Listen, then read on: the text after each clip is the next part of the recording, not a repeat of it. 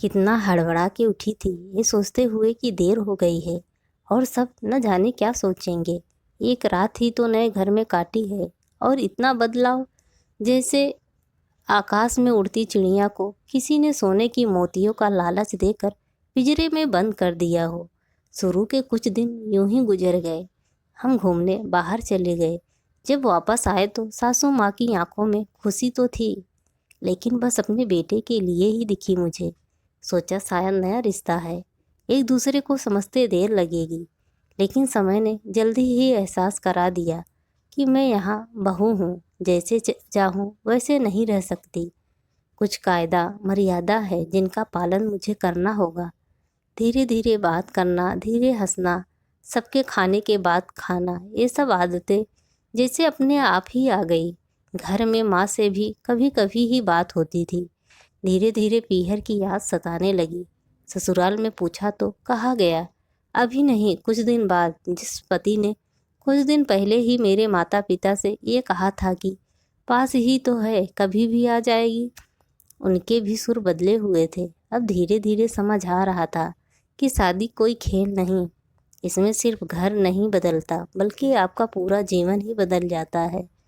आप कभी भी उठ के अपने मायके नहीं जा सकते, यहाँ तक कि कभी याद आए तो आपके पीहर वाले भी बिन पूछे नहीं आ सकते। मायके का वो अल्हड़पन, वो बेबाक हंसना, जो झूठे मुँह रसोई में कुछ भी छू लेना, जब मन चाहे तब उठना, सोना, नहाना, सब बस अब यादें ही रह जाती हैं। अब मुझे समझ आने लगा था कि क्यों विदाई के समय सब मुझे गले लगा कर रो रहे थे। असल में मुझसे दूर होने का एहसास तो उन्हें हो ही रहा था, लेकिन एक और बात थी जो उन्हें अंदर ही अंदर परेशान कर रही थी कि जिस सच से उन्होंने मुझे इतने साल दूर रखा, अब वो मेरे सामने आ ही जाएगा। पापा का ये झूठ कि मैं उनकी बेटी नहीं बेटा हूँ, अब और दिन नहीं छुप पाएगा। उनकी सबसे बड़ी चिंता थी। अब उनका ये बेटा, जिसे कभी बेटी होने का एहसास ही नहीं कराया था, जीवन के इतने बड़े सच को कैसे स्वीकार करेगी। माँ को चिंता थी कि उनकी बेटी ने कभी एक गिलास पानी का नहीं उठाया, तो इतने बड़े परिवार की जिम्मेदारी कैसे उठाएगी। सब इस विदाई और मेरे पराए होने का मर्म जताते थे, सिवाय मेरे। इसलिए सब ऐसे रो रहे थे जैसे मैं डोली में नहीं, अर्थी में जा रही हूँ।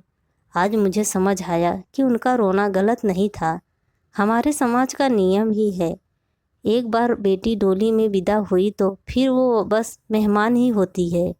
फिर कोई चाहे कितना ही क्यों न कह ले कि ये घर आज भी उसका है, सच तो ये है कि अब वो कभी भी यूं ही अपने घर, जिसे मायका कहते हैं, नहीं आ सकती। दोस्तों, आपको ये स्टोरी कैसी लगी प्लीज़ कमेंट करके ज़रूर बताएं।